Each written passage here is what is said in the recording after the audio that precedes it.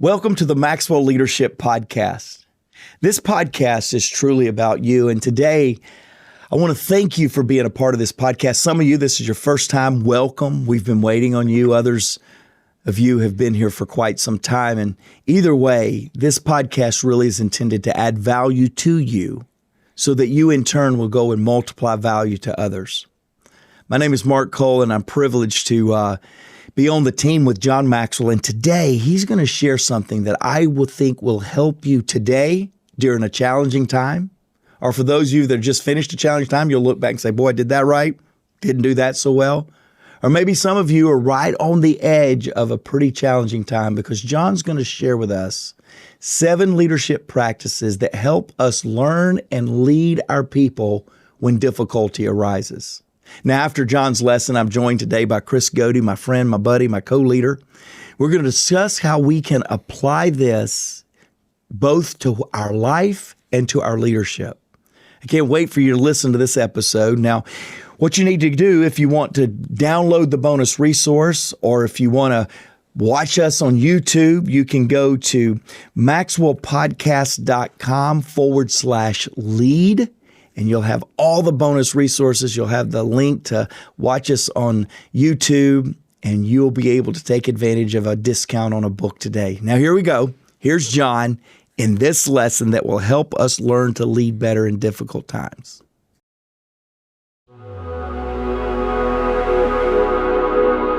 Have you ever wondered, how would I handle myself in a time of crisis? Or have you ever wondered yourself, and this is more important in the leadership context for which I teach, have you ever asked yourself, how would I handle others in a time of crisis? Well, here's what I know about crisis, and here's what I know about leadership. In your notes, are you ready? A bad situation needs good leadership. Now, that's just a simple thought, but it's true. In times of crisis, there are some people emerge in a positive way, or they emerge beautifully as a leader.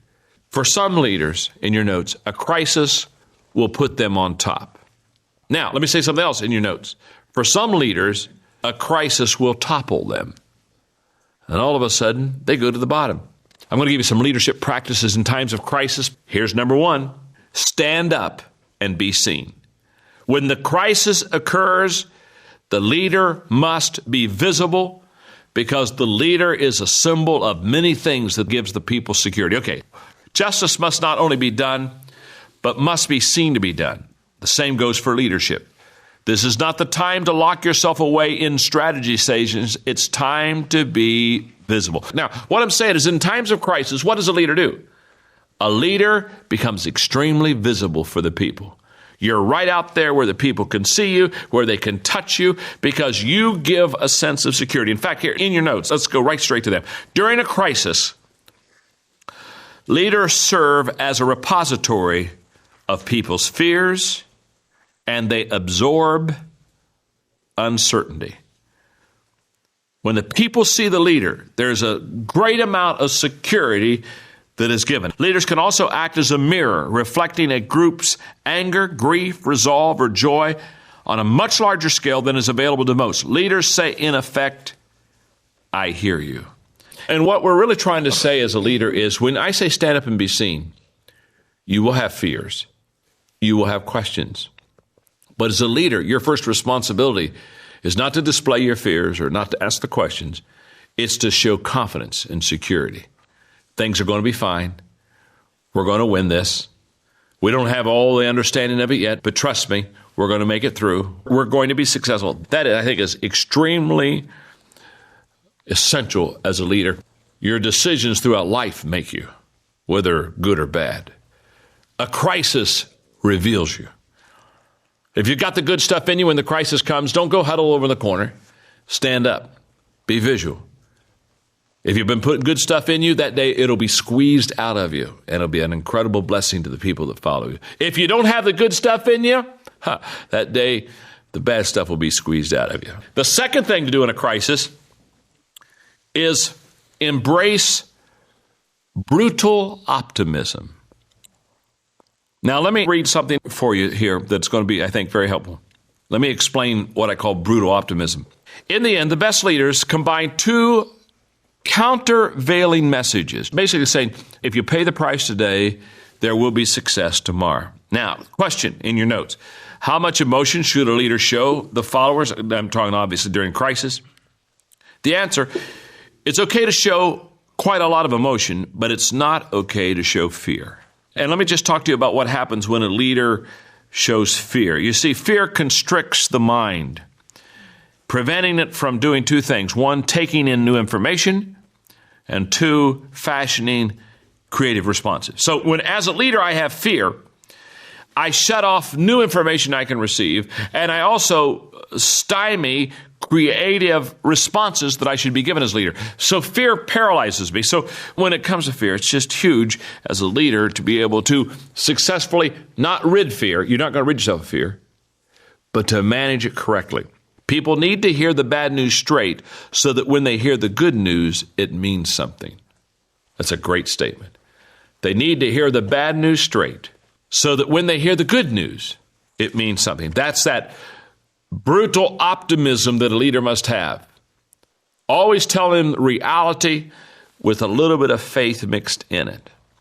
Number 3, leadership practices under times of crisis. Number 3, stick to the facts. Stick to the facts.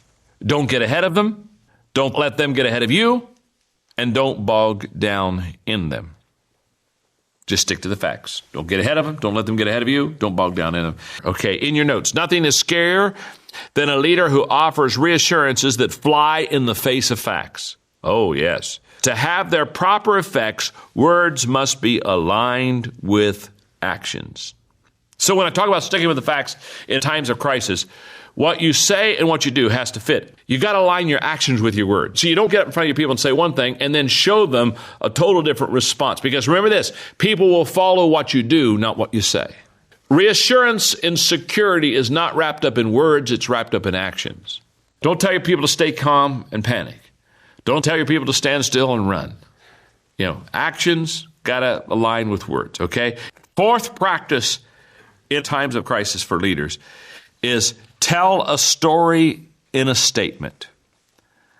The best leaders, what I'm saying here, use narratives, not PowerPoint slides to inspire people. And they have the ability in a sentence to tell a story. For example, Abraham Lincoln's story in 1861, here's what he said. The Union stands for liberty. Secession would destroy the Union. Therefore, secession is a threat to liberty.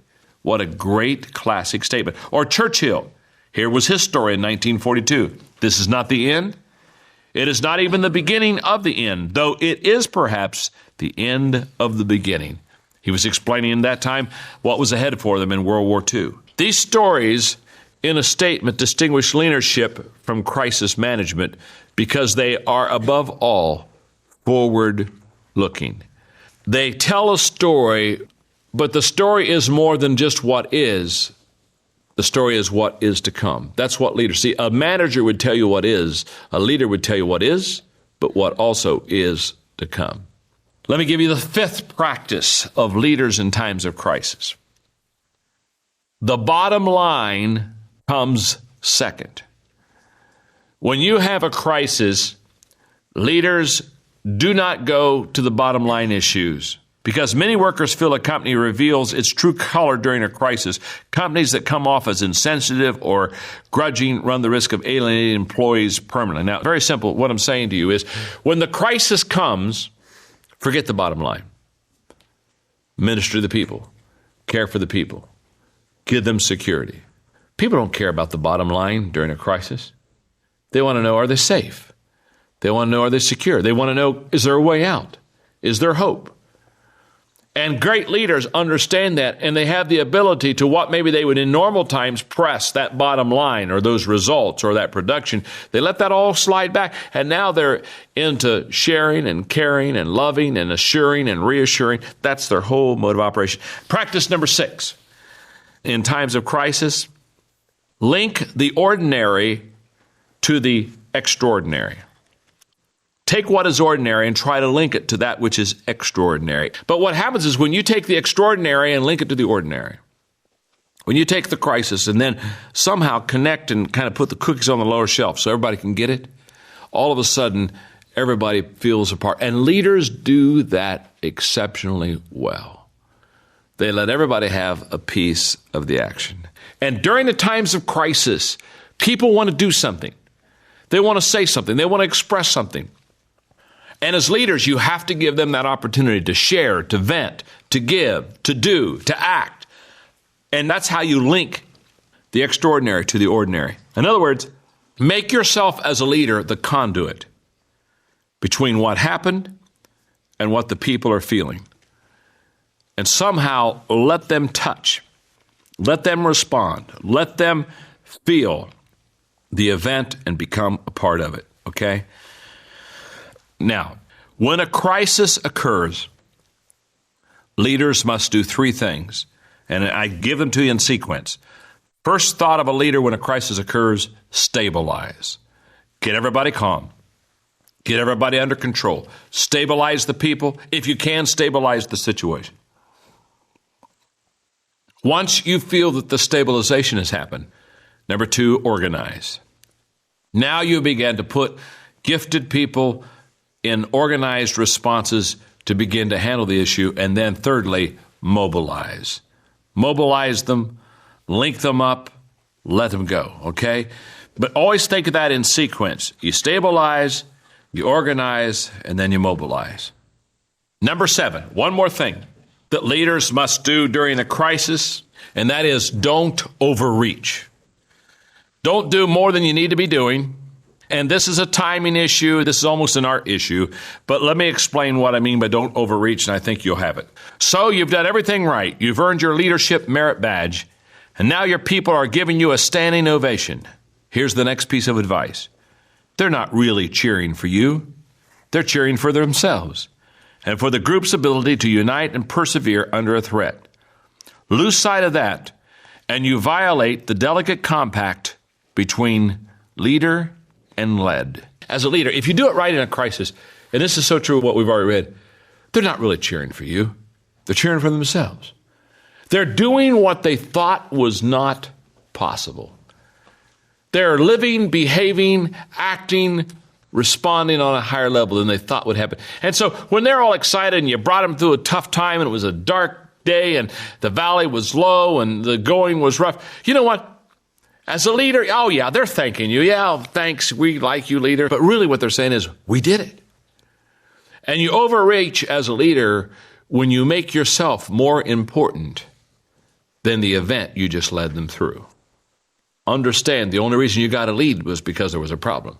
So don't overestimate your value and don't overreach as far as what you're trying to accomplish. This is not a time during a crisis for a leader to ask, what's in it for me? What's in it for the leader is a lot of work, sleepless nights, difficult, agonizing, unbelievable decisions to make. But you got a charge to keep. My father had a verse that I heard all the time when I grew up. He'd say, John, remember this. To whomsoever much is given, much shall be required. You've been given a lot. Now that's the good news. Let me tell you the other side of it. To whomsoever much is given, much shall be required.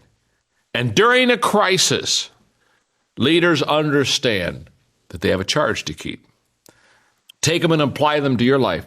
Take them and apply them to your leadership, to your people that follow you, your group. And I think as you really reflect on those, it'll help you and it'll help me to be a better leader to other people who are so depending on us to walk slowly through the crowd and make a difference. Hey, podcast listeners.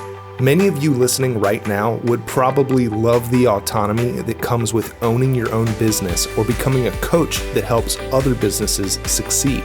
Well, we have a phenomenal strategy where you are 100% in control of your own business, earning income on your own terms, and have access to the people, tools, and resources you need to build a thriving leadership development business. When you become a Maxwell Leadership Certified team member, you join a global community of entrepreneurs led by our expert team of mentors and faculty, including John C. Maxwell. You'll also get one of the top leadership certifications in the world next to your name, giving you the boost you need to get started. Visit us online at maxwellleadership.com/join the team to find out more. It was Brian Tracy who said that the true test of leadership is how well you function in a crisis. And Chris, I know you and we were talking a little bit about this as we listened to John today.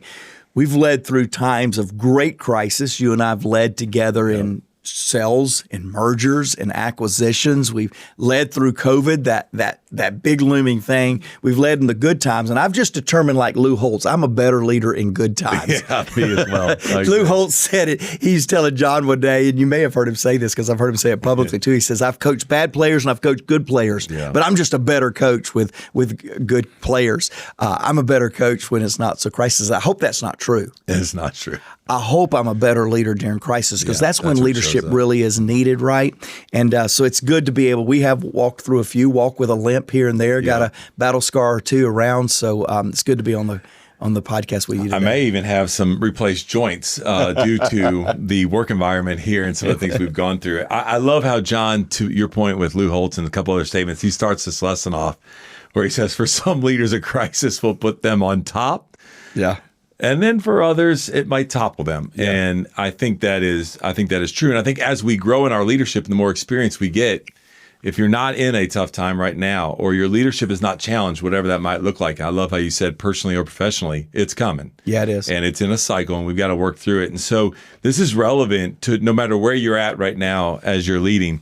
One of the things we want to talk about, we want to start off with is really jump into the second point that John talks about in this lesson for us, where he says, embrace the brutal optimism. I wrote out to the side of mine, realistic optimism, right? Yeah. Like it can be brutal, but we need to make sure, the number one rule as leaders, define reality. Yeah.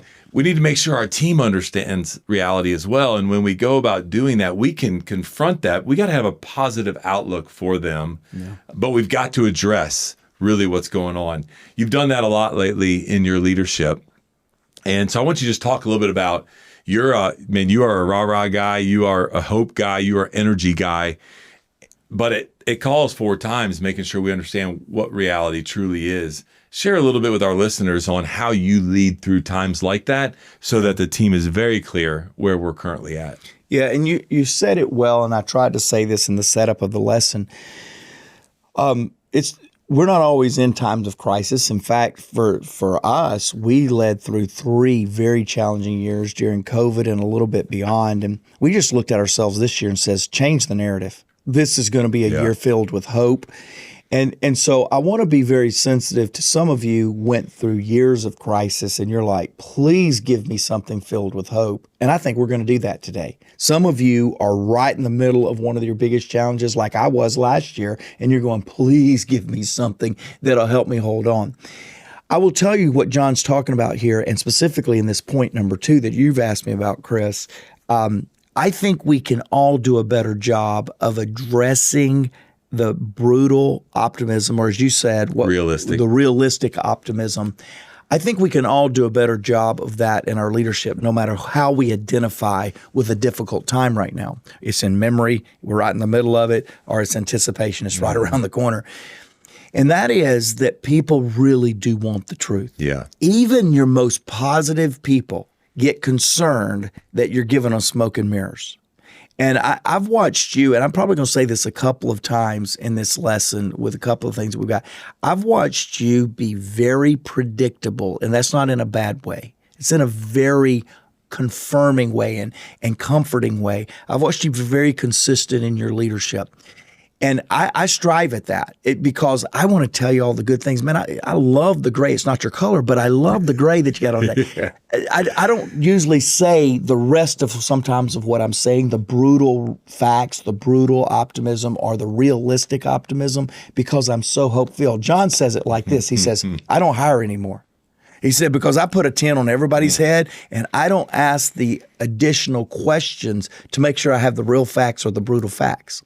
Sometimes my leadership is more in the optimism side of things than in the realism side of things. And I really have to learn that. And today, while again, I'm really excited about where we are as a team, as an organization, I have brought in a very intentional way, because my time is short with all of my direct reports, with all the people that I lead. I have brought in a way of finding sound bites around the realistic or the brutal facts. And last week, if you hadn't heard the podcast, go back and listen to it. I gave an example of an airport moment where I just hit it hard. I just said, hey, I trust that you love me. I did something since that time to where an email went out, a communication went out, and it was geared toward leaders, but it was sent to everyone. And I immediately went in and I copied our HR director, I copied our COO, and I copied the leader that had sent an email that was it was educational, it was inspirational, it was about leadership. But what happened in the content that was applicable to leaders was it gave followers a chance to critique their leaders without the leaders being able to speak into it. And so I immediately, just like that, I went, hey, thanks for this email. It really helped me personally, but I think it did detriment to the culture that I'm expecting around here. I don't want to send out a leadership email to non-leaders so that they can critique how well their leaders are applying or not applying that content. Great. The response was coming back, oh my, I'm so sorry, I didn't mean to offend you. And then the HR director went, oh, I replied positively, but maybe I shouldn't have. I went, whoa, wait, everybody missed something. This was not meant for correction. Yeah. This was meant for instruction. Leaders, never correct people publicly, but you can instruct people correctly. And I had to let our leadership team know if this would have been a correctional email, I would have done something different. But it needed to be instructional to deal with the brutal optimism that I was trying to put right there, as we need to have real conversations with our people. Yeah, that's good. John goes on also in this, and you probably do not struggle in this area, but you and John have coached a lot of leaders in all kinds of organizations. And so I want to pick your brain for just a minute, where he talks about, hey, it's okay to show emotions. And you do show emotions, right? That's how you lead. But it's not okay during times where your team is being challenged, you're going through some change management, whatever it might be, to show fear. Right. And I don't know that I've ever seen you lead with fear. I've seen you talk about, hey, I'm not wearing this weight by myself. We're wearing it as a team, right? Yep. And so that may come out of a little bit of fear of the heaviness of yourself. But I think you have experienced a lot of leaders that have been in situations with organizations that you and John have coached, have taught leadership to their leadership team, that maybe you've seen them lead out of fear. What's the result of that, where you can lead emotionally, but during times like this where there's change going on, that might be a crisis, whatever it might be, where the fear dictates a negative response in the team, which then results in not the outcome that potentially could happen. You've probably heard John say this, because he said it quite often, that hurting people hurt people, right? Fearful leaders create fear in their organization. I'm very thankful, we did not talk about this off mic, but I'm very thankful that you could not feel fear recently, as in last year. Man, I had a ton within me. I think a leader's responsibility is much like what Max Dupree says, disappoint people at the pace they can stand. I think you have to be optimistic. I think you have to be realistic at a pace that your people can stand. One of the great compliments that you've given me on this podcast that I get when I travel around and meet some of our podcast family is how vulnerable and open I am. I try to be very vulnerable. And I try to be very vulnerable about my struggles and perhaps even my fears, but I never try to come across as fearful. Guys, I have a concern that this is what's going to happen.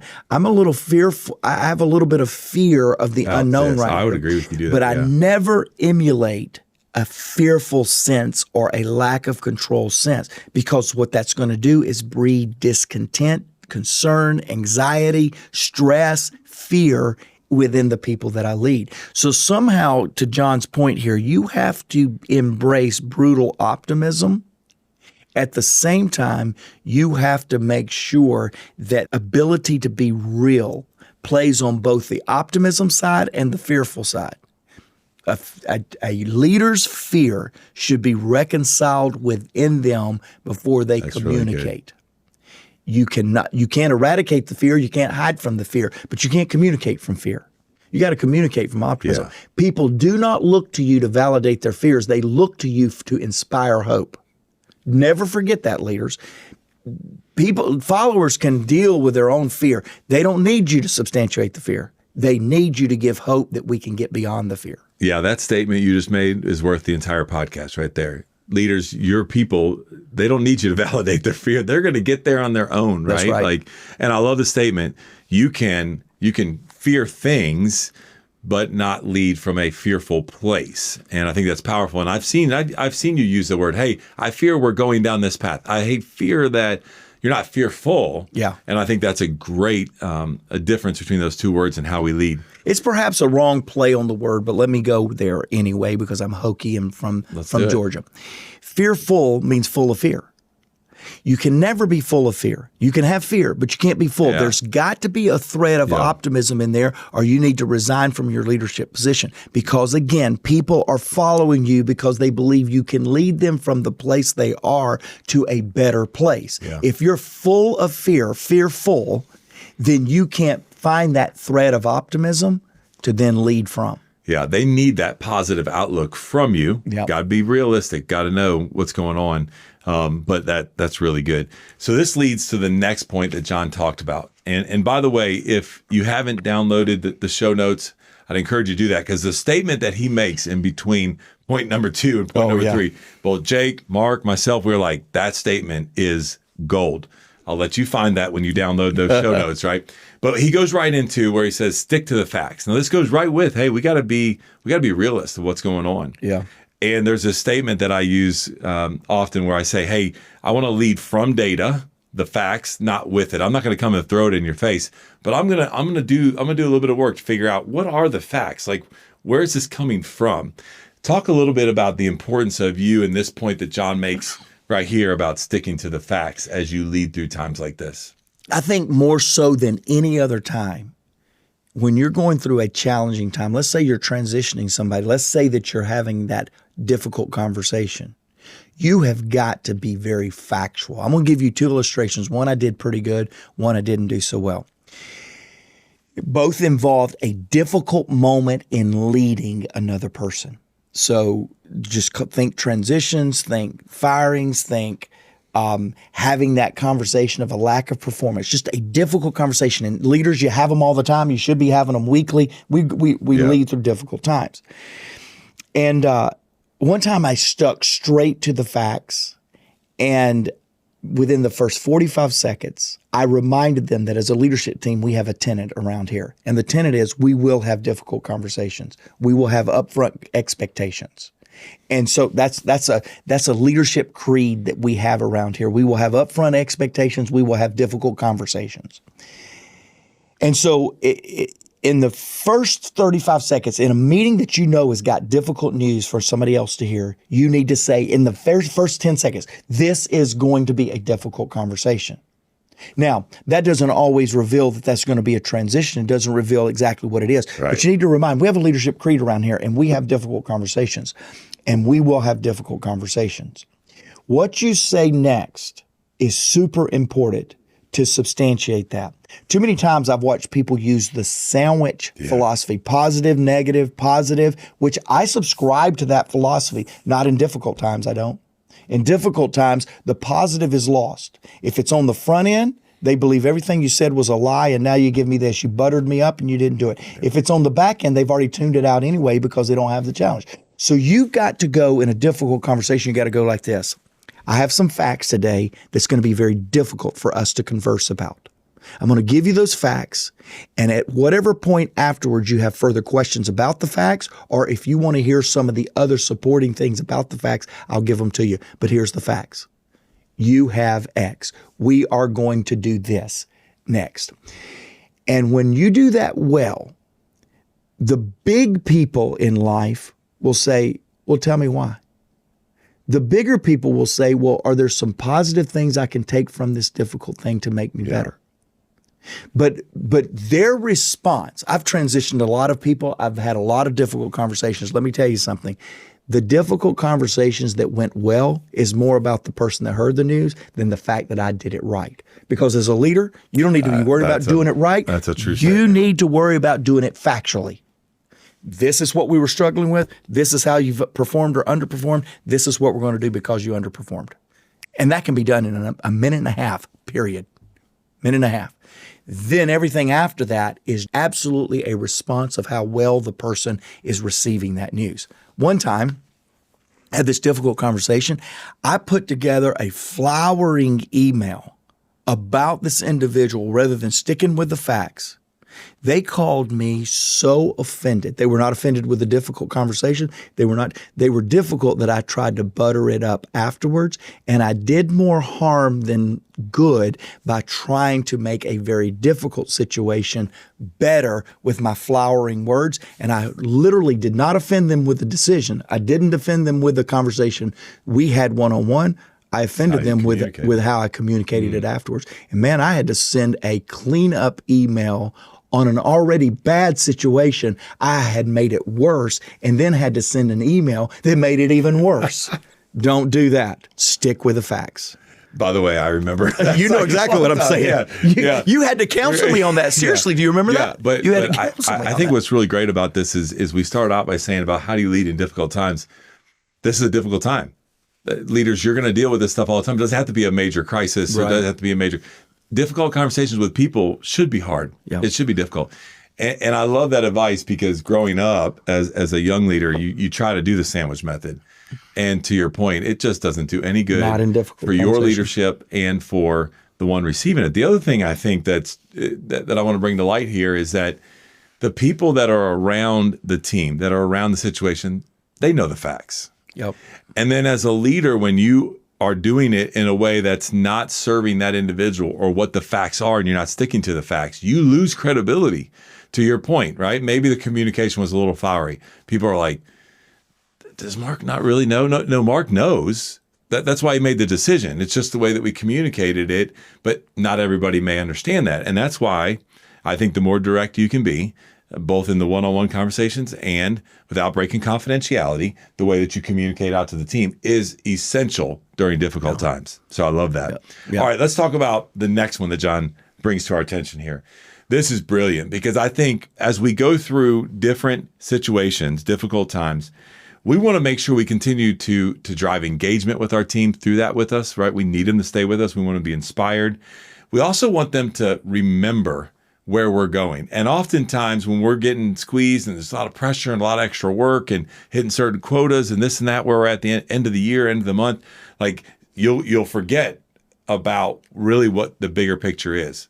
But if you're able to do this, where John talks about tell a story in a statement, you're able to connect something for them in a memory that will allow them during difficult times, high pressure, whatever, why we're doing what we're doing.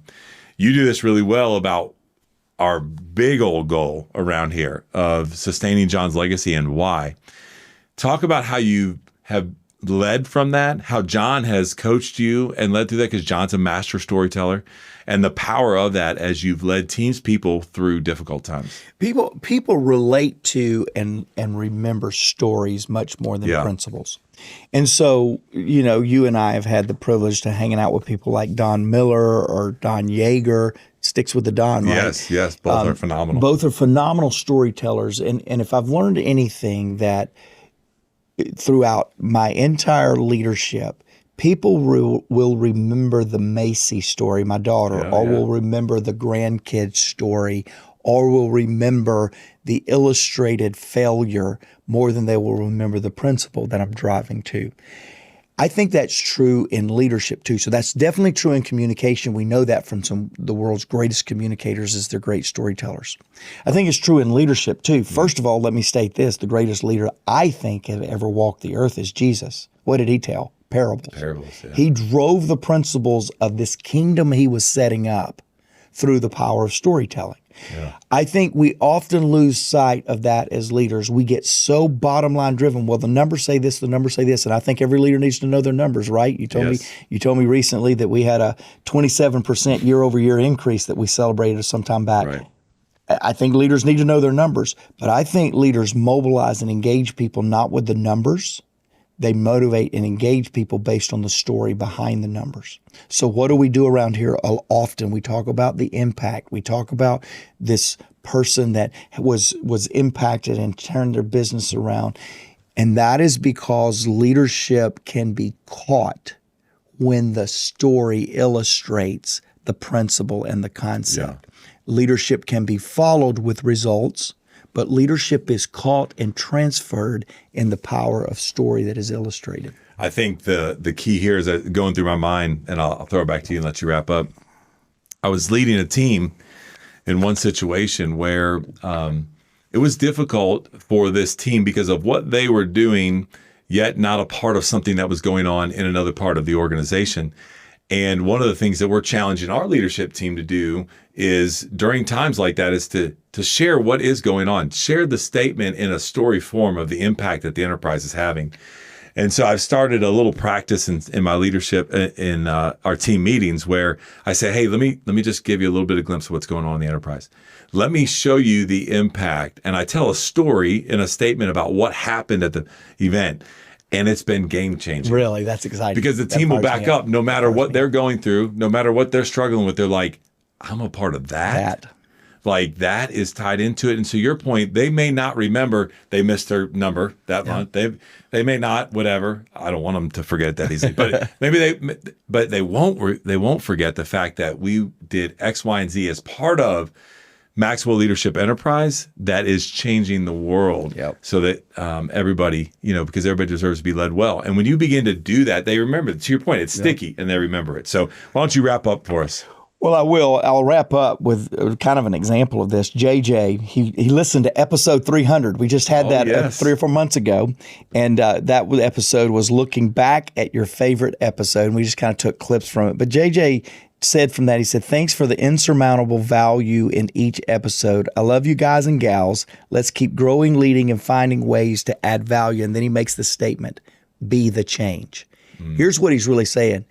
Make sure that the story that articulates where we were, what it took to make the transition, and actually are making a difference. And I love that statement, JJ, that you used, be the change, because a story illustrates a change, illustrates transformation better than anything else. So, hey, how to lead in difficult times. John's given us an incredible amount of content and ability to do that. Chris, as always, loves sharing with you.